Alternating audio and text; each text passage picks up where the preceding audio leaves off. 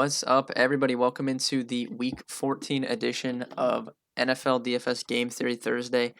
I'm your host, Ben Hasso, joined by Justin Bales. Bales, I can't believe we're in Week 14 already. NBA is almost upon us. Football season's winding down. It's crazy. It's been a crazy year. A lot of ups and downs, personally, for me, DFS-wise. But I'm excited for this week. Before we get into the pod, I do want to mention website got a fresh makeover. So be sure to check that out. DFSkarma.com looks really nice, a lot better than it did previously. So more enjoyable for your viewing pleasure when browsing. And also want to mention with NBA starting, preseason starts Friday night. So if you're listening to this, maybe the night that you're listening to it, if you're listening to it on Friday, which is the 11th, we are doing preseason core plays. Bales, myself, and one of our new analysts, James, we're all going to do them. So you can pick up a package for that for, I think it's $20. And then if you sign up for the regular season NBA, you'll get access to the preseason as well. So be sure to check that out on the website. But we can go ahead and get back on track with football. So big slate. Obviously, the bye weeks are over. I think by the time the weekend comes, I was kind of talking to Anthony about this on the cash process. I think by the time the weekend gets here, it's going to be a pretty chalky week overall. So I think that's going to make it fun for tournaments, which we'll kind of get into when we talk about the positional plays at the end. We're going to stick to the usual format, talk about some games first. And the first game we're going to talk about is the Packers and Lions. Over-under is up a point from open. It's at 55.5. Really good spot here for the Packers against just a hapless Lions defense. I mean, they're horrible against the run. They're down Trufant and probably going to be down Okuda again this week as well. So down their top two corners. They can't stop the run. Smash spot for Aaron Rodgers. I'm sure you're definitely going to be in on this game from a Packers standpoint. So you can go ahead and tell me who you're targeting in this one. Yeah, I think Aaron Rodgers and Devontae Adams, do we really need to go over them? We know that's where the offense is. They're basically always going to get theirs, even when they get down to the 2-yard line and everyone's just thinking, hand the ball to Aaron Jones. They don't. They just throw quick outs to Devontae Adams. They give him jump balls, and more often than not, he comes down with it. I believe he scored in every game except for when he played 40% of the snaps, or maybe 50 against Detroit earlier this year, but he was injured in that game.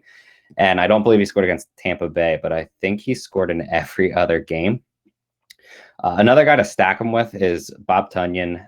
I mean, tight end is just so gross. Unless you're playing really Darren Waller or Travis Kelce, it's kind of just a shot in the dark every single week.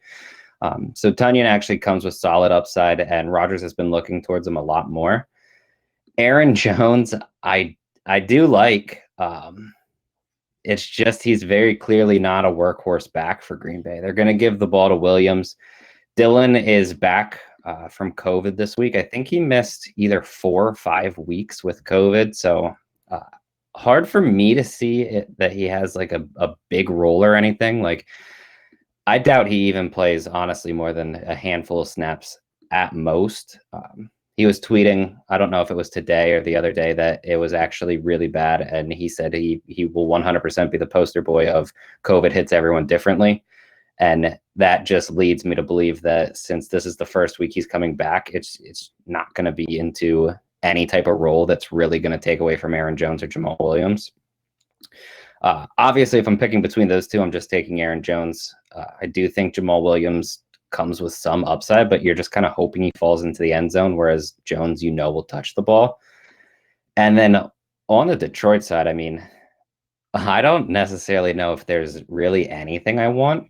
I guess I would take a shot on DeAndre Swift if he comes back completely healthy, but they talked to Adrian Peterson last week, and he said ever since Swift got the concussion, he just hasn't been the same kind of person, which makes it seem like it's a really bad concussion. And I don't really want him at less than the full snaps that he would run. So I don't know. I might be out on Detroit. Is there anyone that you're really looking to on Detroit's side of the ball? No, that's what I was gonna ask you. I mean, I would be interested in Swift if he plays, just because the Packers are, the way to attack the Packers has been on the ground.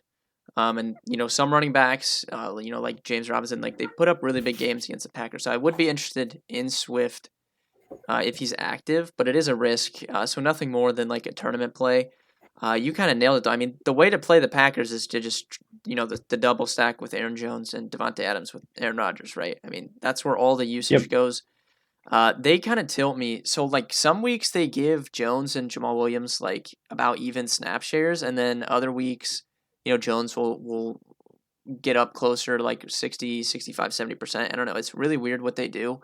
Like last week he out touched him a good amount, but the couple weeks before that they were closer to even. But dude, I mean the Lions giving up the most fantasy points to running backs. This is the game. Jones had almost 50 DraftKings points against them in their first game this So season. Like, ridiculous. yeah, like you have to consider him in your stack with Rodgers for sure. So my question to you would be: I know you talked about Tunyon a little bit. Do you have any interest in Lazard or MVS for some leverage in tournaments?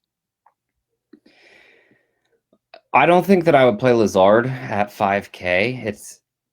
I just don't feel like there's enough volume there for the type of player that he is. Like you would honestly probably really want him to get 2 touchdowns, and the chances of that happening are pretty slim.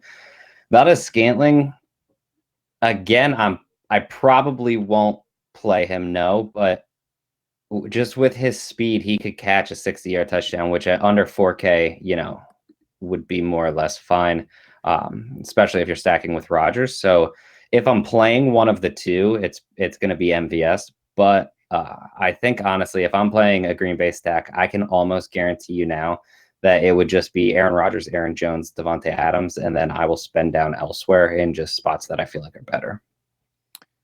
Yeah, I think that's a good call.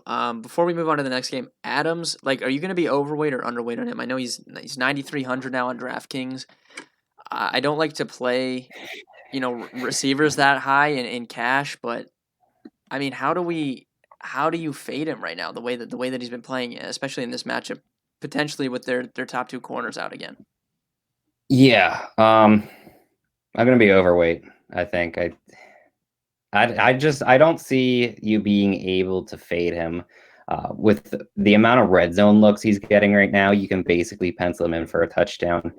He's going to have more or less 9+ targets, even if this game gets out of hand. You would assume he still gets around that. So he's just the safest wide receiver in the NFL at the moment. Yeah, I completely agree. So I'm fine being overweight on him. Definitely want to play the Packers stack in tournaments. That will definitely be in my 3 max. We will move on to the next game. So the next game we're talking about is the Titans and the Jaguars. Surprisingly high, 52.5 over under on this game. But I mean, if you've watched these two defenses play, it's probably not that surprising, right? I mean, I legitimately think. Like, I think the Titans might have the worst defensive unit in the entire NFL. I mean, they can't get any It's pressure bad. on the quarterbacks. I mean, they're just horrible. They brought Oklahoma Baker out, which I did not know was possible at this point. So I definitely think this is an attractive game for tournaments. My question to you to start off: what are you doing with Derrick Henry? So he is projecting to be a top two right now, highest projected owned running backs on this slate, coming off a 6 point game, right? So this shows how sharp Yeah. we've become just in terms of Mhm. all DFS players, right? Comes out, drops 6 points, and he's still projecting to be one of the highest owned players this week. So what are you doing with Derrick Henry and this game in general? It's tough. I don't honestly want to play Derrick Henry. If you look at what Jacksonville did to him earlier in the year, they bottled him up. Uh, they've actually been good at that. I think he has one game where he went for like I want to say like over 150 and 4 touchdowns or something against them. Like I think it was years ago, but uh, more or less, Jacksonville has actually been relatively good against Derrick Henry, which is shocking because of how bad they are. But earlier in the year, they gave up only 84 yards, no touchdowns, no catches.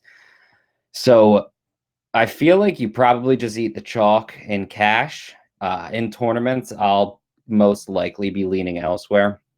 I will say if I'm playing a Tennessee stack, most likely the trio that I would use is Tannehill, Derrick Henry, AJ Brown and get a little bit of everything. But I do think there could be leverage to take out Henry, put in Corey Davis, who has been enjoying a really, really good year.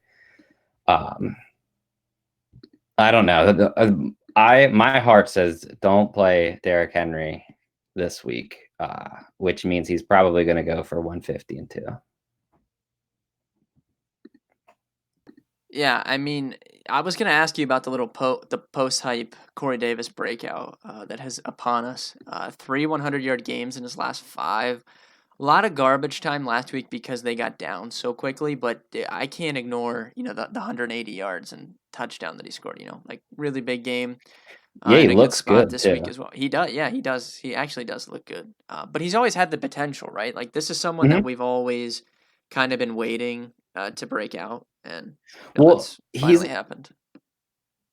we're in like a weird situation where like people get hype so fast, but at the same time, people get hate like just as fast as well. So Corey Davis, everyone absolutely hated, but now the hype train's starting to really roll because he looks good, and it took a little while because he's looked good basically from week one. Whereas it's a guy with a ridiculous amount of talent that's finally paying off. Maybe he needed people to put their best on AJ Brown, and now he's taking off against lesser corners. I didn't honestly look too much into it, but like I feel like you have hype on a guy like Corey Davis, and it's warranted where we know he has the talent versus a guy like Travis Fulgham, who we knew wasn't that good coming out. All of a sudden, he drops a few good games, and it's like everyone believes he's the next wide receiver one, and now he's basically disappeared.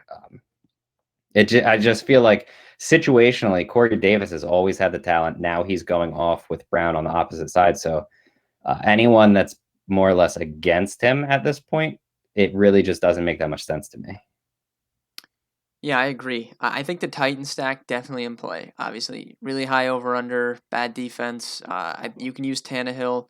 You can use both Davis and AJ Brown. I do think there's some merit to playing AJ Brown just because Davis is the one that had the big game last week. So you're assuming at his mid 5K price tag, people will want to play him again. So I do think, but yeah, I think you can double stack like you said. I'm fine with Henry. I won't be playing Henry in cash. I don't think I can do it again, just because if they do get down, I mean, I'm not counting on the Jaguars to like jump out to a big lead, but I mean, if they do get down, last week is a prime example of what can happen. But I'm sure he'll just absolutely wreck the Jaguars and bury me if I don't play him, right. Like he'll probably drop That, 50 DraftKings points or something crazy.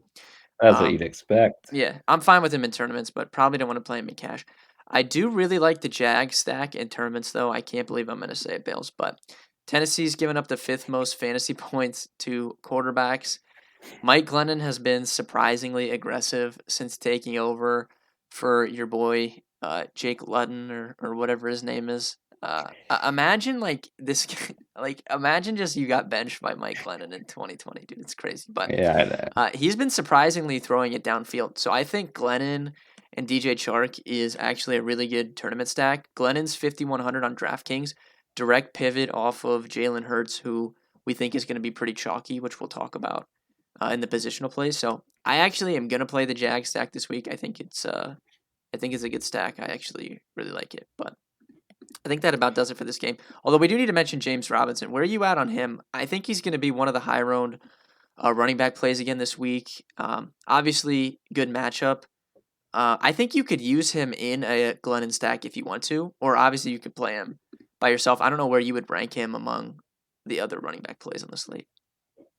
yeah, I don't have any issues with him. I'm the type of guy that is going to be like always play James Robinson because game script doesn't matter. Like you can stack him with Mike Glennon, hope that Tennessee gets up, and then he's just going to catch 6 passes anyway, so it doesn't really matter.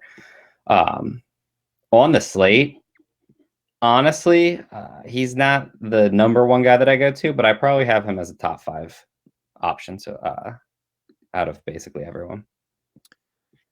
Yeah, I would agree. Last game we're going to talk about before we talk about some positional plays is the Buccaneers and the Vikings over under of 52. I actually like this game for tournaments. I think the Bucks are a really interesting stack, which I'll talk about. I don't know where you're going in this game. What are you doing with Dalvin Cook against a tough run defense?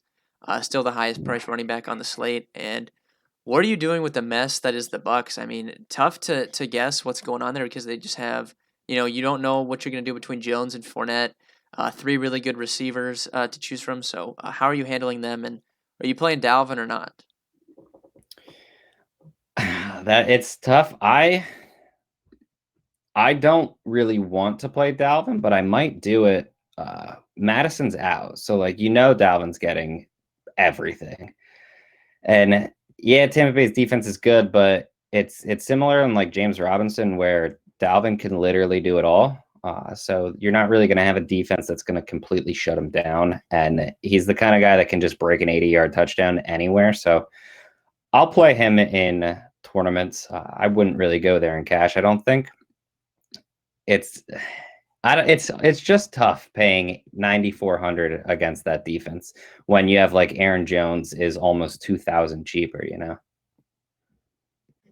I completely agree. I probably won't play Dalvin in cash, but he would be a really interesting tournament play if he's gonna go low owned. Like I don't know. Like as of now, I wouldn't expect him to be like super chalky in this matchup. So that could be interesting.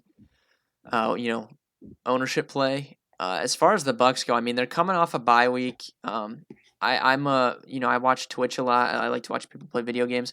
So I was watching Mike Evans. Mike Evans was playing the other day. He's actually pretty good at video games, but he was saying how much he was talking about how much he and the team needed that bye week. So they're coming off the bye week. They get a pretty bad Vikings defense. This could be a good spot for Brady. Brady's like Baker Mayfield, like Kirk Cousins, like not good under pressure, really good when he has a clean pocket. The Vikings struggle to get pressure on opposing quarterbacks.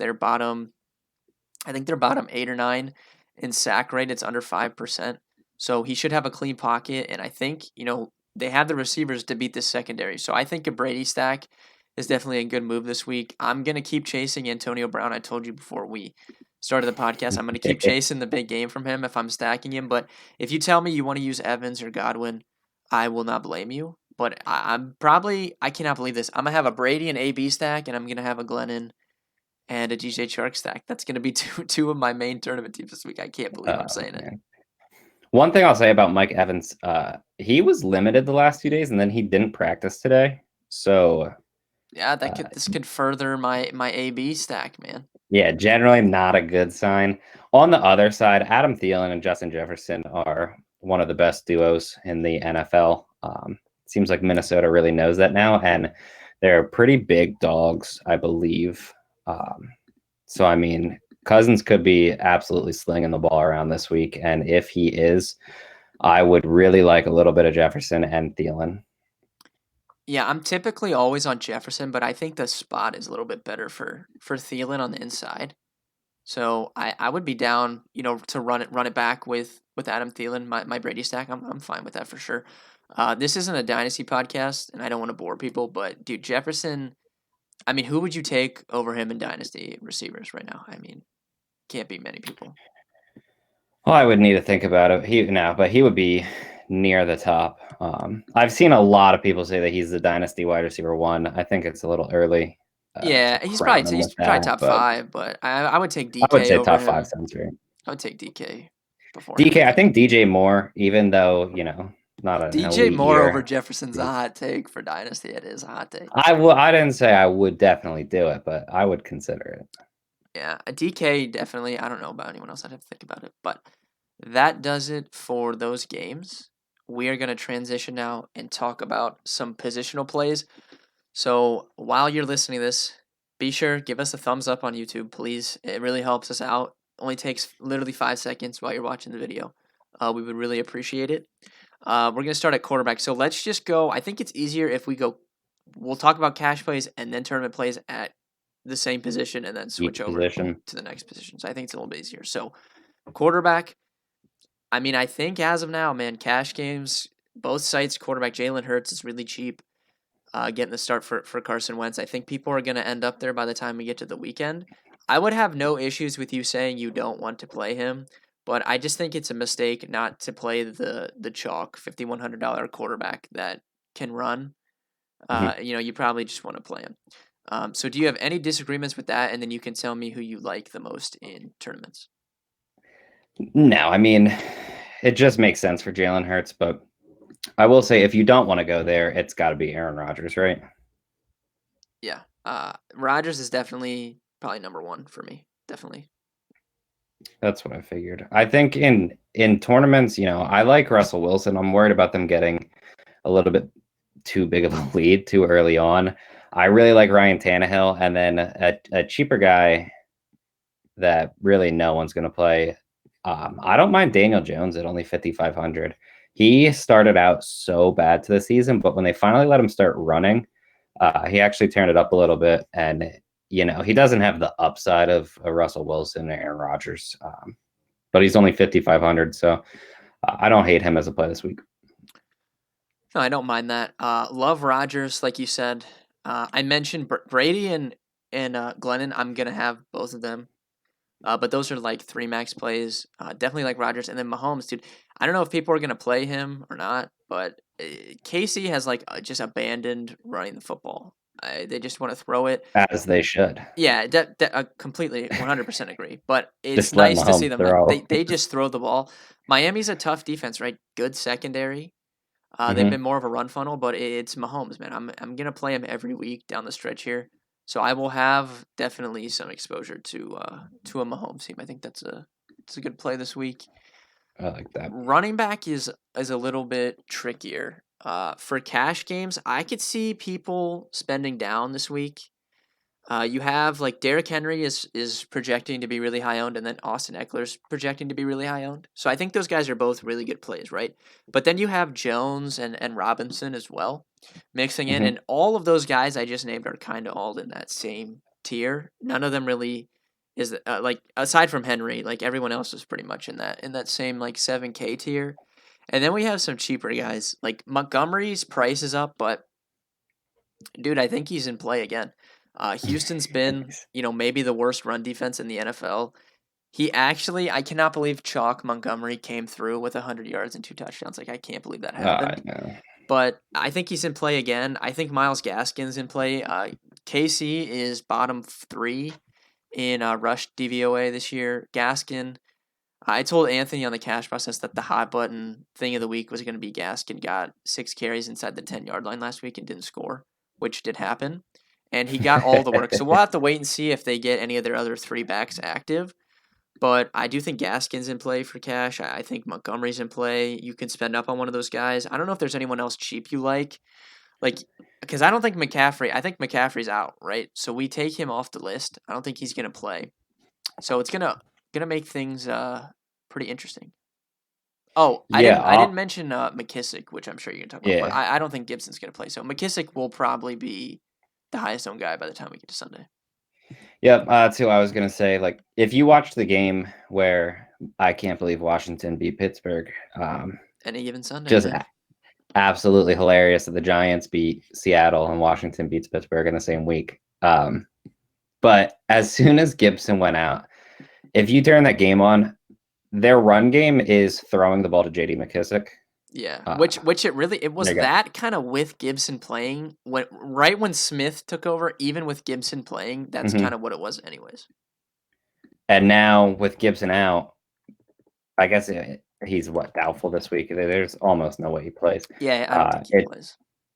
it's back to just throwing the ball to McKissick. Like there were a pair of weeks where, so he saw almost 30 targets over 2 weeks when Yup. Smith first came in, and then it dropped to I think he saw 6 in 2 weeks, and then Yeah, against yeah. the Imagine Steelers he six had being like 10. the floor, right?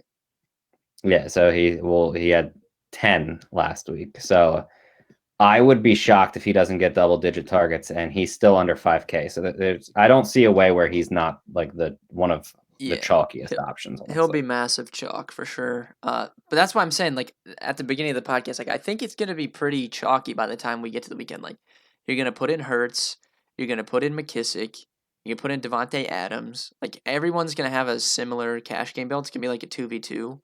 So it's not going to be a fun cash week, but for tournaments, some of these stacks could really separate you, especially if you take a stack and put it in a single entry where most people play their cash lineup. That could be a Hmm. nice edge. But who do you like in tournaments at running back? I was debating between Leonard Fournette and Ronald Jones. Couldn't decide, so I more or less crossed them out because they basically cross each other out anyway. I wanted to like both Chase Edmonds and Kenyon Drake. Don't know where to go with that, and I honestly stumbled upon the grossest play that makes the most sense in all of fantasy football, and that would be assuming Joe Mixon's out, 5K Gio Bernard.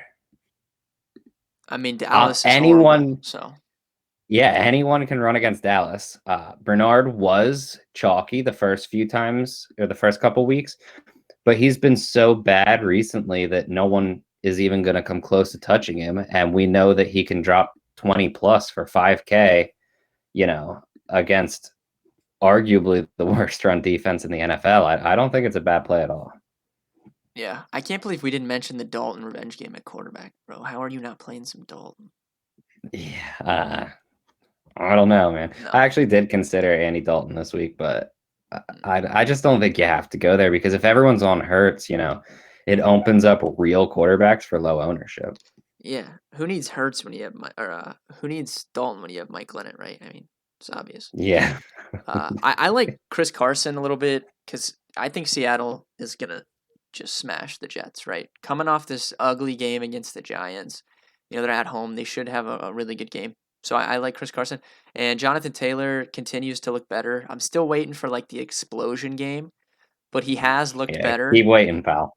Yeah, he has looked much better. Caught a touchdown hmm last week, so I like a good matchup against Vegas, right, on the ground. So I like Jonathan Taylor. I'll Go ahead. I'll say on this basically the same price. I like Wayne Gallman Jr. at 5,700. He has been more or less a workhorse, and the game script doesn't really matter. So Yeah, I do like that that's against another guy Arizona. like Gaskin that they just if they get close to the goal line, they just give it to him like every time. Over and yeah, it's crazy. He has like 17 uh, carries in the red zone, and I think he's played like 35% of the snaps or something this year.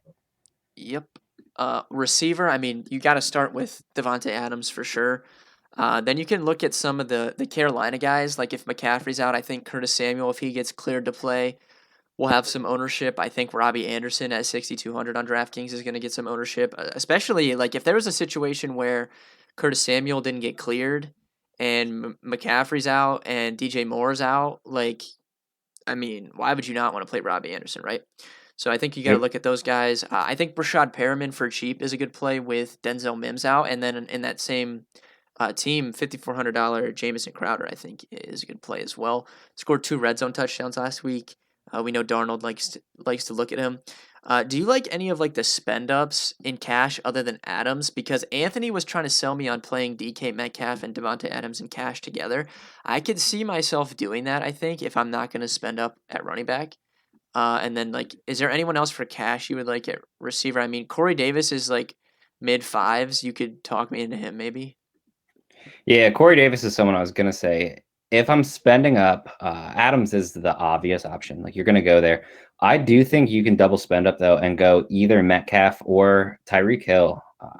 If Casey's just gonna be throwing the ball, Miami we know struggles against the slot, and Hill plays a lot of his snaps in the Oh slot. yeah, So give me the Mahomes and Tyreek stack this week, dude, for sure. yeah, I really like that. On the mid price though, like if Mike Evans is playing, I'm fine with Mike Evans because he's going to get the targets at least, and he's the red zone option. So I'll take that. I probably wouldn't be on Chris Godwin or Antonio Brown for their prices. I would just go down to Corey Davis. But man, I actually, the more that I think about it, especially with guys like McKissick at running back, I do like Devonte Adams and then stacking him with either DK Metcalf or Tyreek Hill as two high priced options. Yeah, so for tournaments, like Tyreek was going to be my number one for tournaments just because I want to play Mahomes. And then really I'll just be filling in my stacks, right? Like I like DJ Chark if I play Glennon. I like Antonio Brown. I mean, you could talk me into majority of like the mid tier guys. What are you doing with Houston? So I think Cooks is probably going to play because he left for a concussion but cleared protocol and came back in that game, right? So he's been limited at practice, but I'm assuming both him and Kiki will probably be in. So what are you doing Mhm. with Houston? We didn't talk about Watson at quarterback, which may have been a mistake. I mean, tough matchup. on the road against Chicago. But I mean, Watson, one of the few guys that is really going to run. Um, and the passing game volume is just so condensed without Fuller, right? Like it's Kiki Dude. and it's Cooks, and for some reason Chad Hansen or whoever that guy is, I got 100 yards, right? But it's really Cooks and Kiki. So what are you doing with the Um, Houston situation? First off, I'm sorry, you said Chad Hansen and you didn't know who that was? No, I mean that Oh that's that man. that is a You don't that's a That's fake my dude. dude. That's a That is my fake dude person, from years dude. ago. That's a fake person. I did not think that was Nah, a real player on Sunday. I was like, there's no way. it's he's real and he's good. Uh honestly, they're Wait, only well, okay. If 1100. the funniest thing is on Player Profiler, Chad Hansen's best comp is Jared Abbrederis. First, So funny. I like Jared Evans too. He, Hansen was he was so good at Cal. I loved watching him. Honestly, his hands were so good. Does he have any relation to the red zone guy? Oh, I have no clue. I wonder if he does. I have no clue. I remember he got drafted by the Jets too. It was like a fourth round Yeah, pick or I mean, something. I remember And him being like a thing in CFB. I he's, do remember that. Yeah. I was so excited for him, and he just turned into nothing. And now, But just dropped dude, it was like 100 the yards on the Undertaker dot Colts. gift, dude. Out of nowhere, Yeah. 100-yard game. Like it was nothing. So give me him. No, I'm just kidding. Brandon Cooks for me. Kiki at 5K, like if he was cheaper, fine, but I doubt he sees 9 targets again with Cooks playing a full game.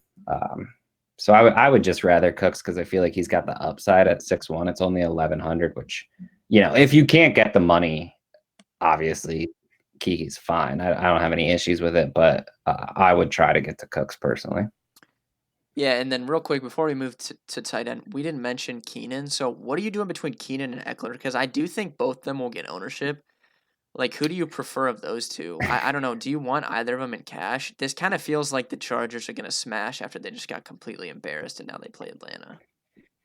Yeah, that's kind of how I felt, which leads me to I would probably just rather Eckler because when you look at it, he's only 7,000 and last week he had 4 catches. So everyone's like, oh, he had 16 targets the week before, but he only had 4 catches last week. He still had 9 targets. It just so happens the Patriots completely stifled a rookie quarterback, which none of us should be shocked by. So Right. if I'm debating between the two, I would just much rather play Eckler because I just feel like at 7,000, Eckler makes more sense than me spending 700 less than Metcalf. You know what I mean?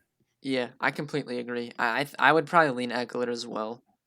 But I do expect one or both of them to have good games. I think the Chargers are going to win. One of my favorite bets is actually the Chargers to cover. I can't believe I would bet US dollars on Anthony Lynn, but I do think the Chargers win that game pretty He's so easily. bad, dude. Yeah, he's absolutely horrible. And we'll finish up at tight end here. We can kind of combine these just because tight end's a little bit more condensed. For cash, I think everyone and their mom is going to play Logan Thomas, right? Everyone just watched him drop 25 DraftKings points against the Steelers. He's really cheap, so I think people will probably play him. And I like the Jordan Reed revenge on the opposite side of that game, right? Jordan Reed up against Washington, scored on Monday night, so I think you can use either of them. Tournaments, I want to add Kelsey to my Mahomes and Tyreek stack for sure. Just double stack that. You kind of talked about Tunyon. I don't know. Do you have anyone else you like? Like I really like Thomas and Reed both in that game. Like that's probably the two I'm looking at. I mean, dude, if you can get to Kelsey in cash, you have to do it. Every other tight end in the NFL sucks for fantasy. Waller's okay, but even he has his dud games. Kelsey Oh, he's doesn't not dud. okay if I play him in cash, man. He's dropping a cool 6 DraftKings points for me. That's what he does. But I mean, yeah, everyone's going to play Logan Thomas. It makes sense. Man, Kelsey's like the only even slightly tight end in the NFL, though. You know what I mean? Yeah, it's It's crazy. terrible. It's crazy. I don't really think there's anyone else that I like. I think you can go Evan Ingram if you're stacking the Giants. I wrote that up. I don't really have any issues with it because the position's so bad, but that's basically where I'm at. Yeah, I completely agree. That about does it. We have went through the best games of the slate. We've went through the positional plays. Obviously, this is Thursday, so things can change by Sunday. So be sure to check out all of the free content that we have at dfscomer.com. Be sure to just check the site out, man. The new look is really clean. So let us know your thoughts on that. Like I said, please leave a thumbs up on YouTube if you're watching us there. And if you want to play some NBA preseason and tilt that with Bales and myself, you can pick up a package on the website. But that about does it. I'll see you guys on the Sunday morning stream, and good luck this week.